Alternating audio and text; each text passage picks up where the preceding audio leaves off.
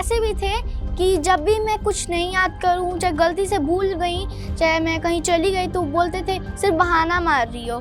फिर कहते थे ये शूटिंग करने में इतना तेज हो और पढ़ाई में कुछ नहीं कर पाती हो, याद भी तुमसे नहीं होता। फेस्टिवल चाहे कोई शादी में जाना है, मैं जोया को और मम्मी को तैयार कर रहा हूँ, तो जो लोग भी मुझे देख के और पता लगता था उन्हें, तो वो ऐसे टॉन्ट मारते थे कि गलती हो गया, तुम घर का बड़ी बेटी होनी चाहिए। जो फाइनेंशियल कंडीशन पहले थी वैसी नहीं थी अब पापा कहीं जाते थे तो हर चीज़ का प्राइस टैग, और फिर होटल में जा रहे तो मेनू का प्राइस वाला पार्ट देखना, ये सब चीज़ें मुझे ट्रिगर करती थी। सोशल मीडिया ने मेरे टैलेंट्स को इस तरीके से मेरे सामने ला के खड़ा किया कि मैं खुद ही अपने आप को देख पा रहा था।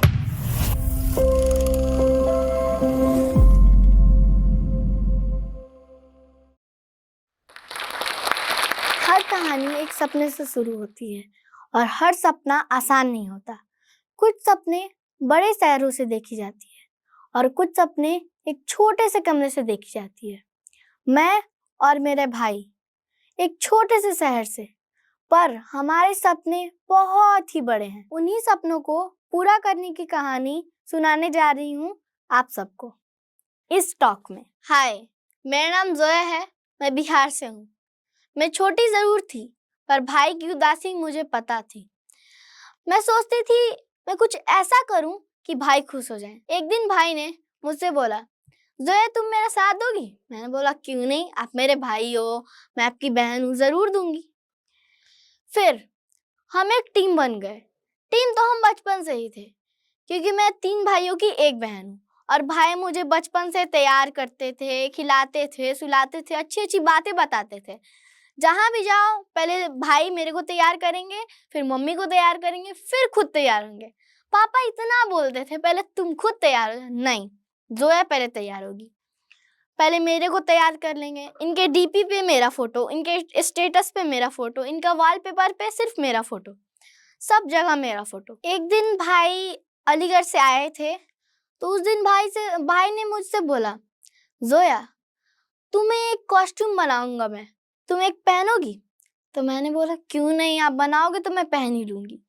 उस दिन भाई ने मेरा फर्स्ट ड्रेस बनाया था और वो ड्रेस इतना प्यारा था कि मैं शीशे में देखी अपना मतलब ड्रेस और चेहरा, तो मैं इतनी खुश हो गई कि मेरे आंख में आंसू आ गया। फिर हम पापा को बुलाकर उसके बाद से हम लोग होटल में गए। होटल में जाकर हम लोग जैसे भाई पहले हमको तैयार करके होटल में ले जाते थे, हम पोज करते थे, फोटो खिंचवाते थे, वैसे ही हम लोग फिर से हम और मम्मी फोटो खिंचवाने लगे। तो इस बार क्या हुआ था कि मम्मी नहीं थी, सिर्फ मैं थी।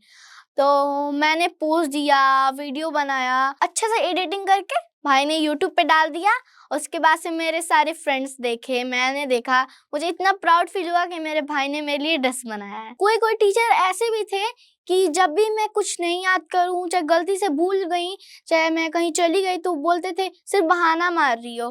फिर कहते थे ये शूटिंग करने में इतना तेज हो और पढ़ाई में कुछ नहीं कर पाती हो, याद भी तुमसे नहीं होता। जब मेरा वीडियो वायरल हुआ तो मैं कहीं भी जाती, मॉल में जाती, चाहे सिवान जाती, चाहे कहीं भी जाती, तो लोग देख के एक फोटो ले सकते हैं।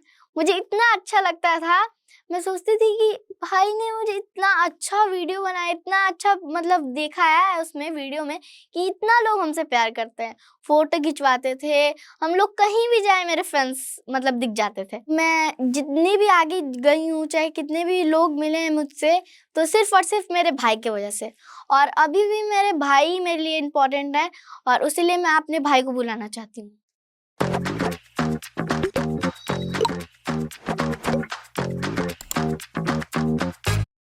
मेरे भाई मेरे लिए इम्पोर्टेंट है और इसीलिए मैं अपने भाई को बुलाना चाहती हूँ। हाय, मेरा नाम शहनवाज खान है। लोग मुझे शान खान से भी जानते हैं और सबसे बेस्ट बात, जोया के भाई के नाम से भी जानते हैं। मैं एक छोटे से शहर से रहने वाला हूँ। मैं घर का सबसे बड़ा बेटा हूँ, तो मुझे रोल मॉडल भी बनना था घर का।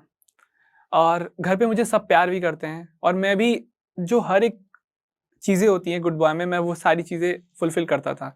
लाइक पढ़ाई में भी बढ़िया और क्रिएटिव फील्ड में भी बढ़िया, घर पे भी हेल्प करना, सबकी बातें सुनना, बस लाइफ अच्छी चल रही थी। लेकिन ऐसा होता है ना कि आप करना कुछ और चाहते हो, आप कर कुछ और रहे हो, तो वैसे ही मेरी लाइफ में हो रहा था। मैंने बचपन से ही एजुकेशन को अपना लाइफ का पार्ट चूज़ किया कि हाँ, मैं एजुकेशन फील्ड से कुछ अच्छा करूँगा, घर को सपोर्ट करूँगा और माँ-बाप का नाम रोशन करूँगा। और मुझे वैसे मोटिवेट भी किया गया है। बट ऐसा नहीं होता कि आप पढ़ाई कर रहे हो और पढ़ाई के साथ-साथ आपको कुछ एंटरटेनमेंट के लिए चाहिए, तो वो मेरा एंटरटेनमेंट मेरी बहन, मेरी मम्मी और मेरा फैशन और क्रिएटिव फील्ड था। मैं इन चीज़ों पे हमेशा ध्यान दिया करता था। जब भी मैं पढ़ाई से फ्रस्ट्रेटेड हो गया, चाहे मुझे मन नहीं कर रहा पढ़ने का, लो फील कर रहा हूँ, तो मैं इन चीज़ों पे ध्यान देता था। मैंने 10th का एग्ज़ाम दिया और 10th के एग्ज़ाम देने के बाद उसके बाद मेरी लाइफ़ का एक और स्टेज चालू हुआ।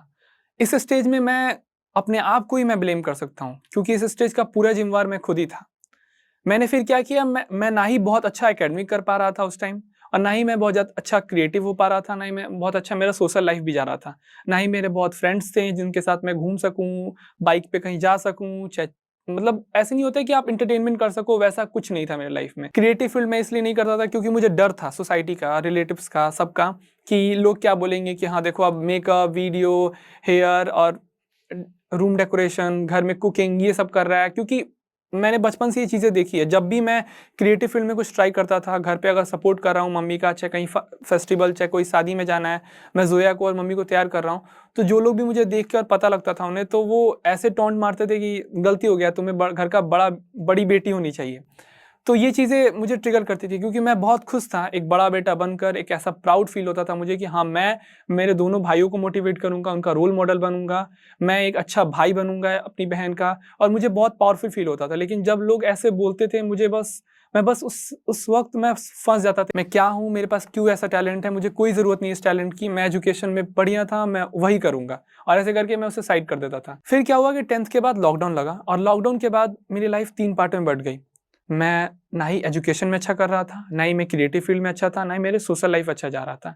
मैं बस एक लूप में फँस गया था। मैं हर चीज़ों के लिए अपने आप को जज करने लगा और उस टाइम सबसे बड़ा इश्यू हुआ कि पापा की फाइनेंशियल कंडीशन थोड़ी लो होने लगी। हम ऐसा नहीं था कि बहुत लो हो रही है, हम कुछ अफ़ोर्ड नहीं कर पा रहे हैं, सब चीज़ें ठीक थी, बट जो फाइनेंशियल कंडीशन पहले थी वैसी नहीं थी अब। अब पापा कहीं जाते थे तो हर चीज़ का प्राइस टैग, और फिर होटल में जा रहे हो तो मेनू का प्राइस वाला पार्ट देखना, ये सब चीज़ें मुझे ट्रिगर करती थी क्योंकि मैं बहुत प्राउड दिखाना चाहता था अपने पेरेंट्स को कि हाँ, वो प्राउड हैं, वो कॉन्फिडेंट हैं और वो बहुत अच्छा फ़ील कराना चाहता था उन्हें।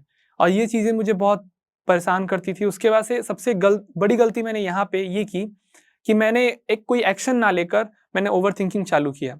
मैं एक स्टेप नहीं बढ़ा, मैं 2 स्टेप पीछे चला गया। मैंने सिर्फ़ सोचना चालू किया कि अब क्या होगा?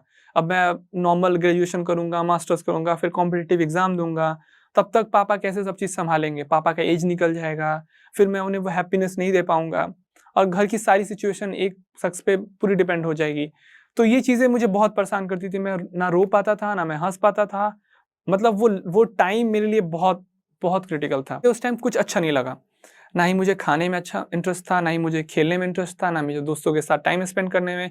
मैं अलीगढ़ मैंने एक सेपरेट रूम लिया कि मैं वहाँ पे आराम से अपने आप को जानूँगा, और उसके बाद से फिर मैंने अपने आप को जितना बुरा फ़ील कराना था वो सारा करा लिया कि मैं सबसे बुरा हूँ, मुझसे कुछ नहीं हो रहा है, मैं बस बातें बनाता हूँ, मैं बस पेरेंट्स के सामने अपनी रेपुटेशन को बढ़ाने के लिए मैं अच्छा करने की कोशिश करता हूँ, मैं कुछ नहीं कर पाऊँगा। इतना बुरा कि मुझे हर चीज़ में नेगेटिविटी दिखती थी। फिर मुझे लगा कि नहीं, मुझे कुछ ऐसा ट्राई करना चाहिए जिसमें मुझे खुशी मिले, जिसमें मुझे हैप्पीनेस मिले, क्योंकि कैरियर एक ऐसी चीज़ है जो आपकी पूरी लाइफ़ बन सकती है। अगर आप उसे चूज़ कर रहे हो तो ऐसे तरीके से चूज़ करो कि वो आपकी एक लाइफ़ की पार्ट है।